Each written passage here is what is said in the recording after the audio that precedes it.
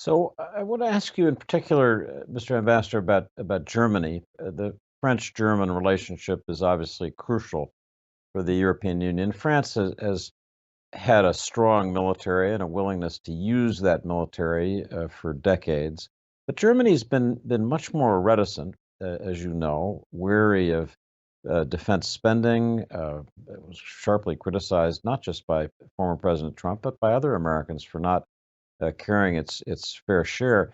The announcements of the last several days from Germany about the German willingness to ship lethal weapons to Ukraine and the significant increase in the German defense budget are quite extraordinary. And I'd just be interested in your assessment as France's ambassador to Washington about these changes in Germany in terms of its military stance.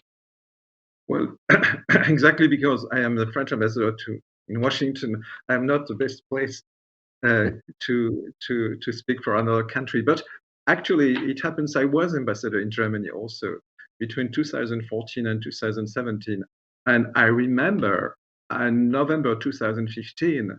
You remember too, David, the murderous terrorist attacks in the center of Paris by by terrorist groups against our country. And I remember I was there then I was in Berlin, and the German parliament, the German government, and the German parliament decided in a very short time to answer positively to our request for help, also for military help. So I think that we have no doubt about, and as you said, France and Germany, with their different traditions, histories, are their cooperation has been from the very beginning a fundamental element in the European integration. But I personally have had no doubt about the fact that Germany, when we come to such a crisis, will do what's necessary. But indeed, the decisions taken by Germany in these recent days are quite impressive and are very important in this general movement I described of a European Union which is more and more able to be strong, to be quick, to be a capable ally of the United States when it comes and complementary to NATO, of course. So you have seen also this NATO summit, which was really important and which took also very important decisions.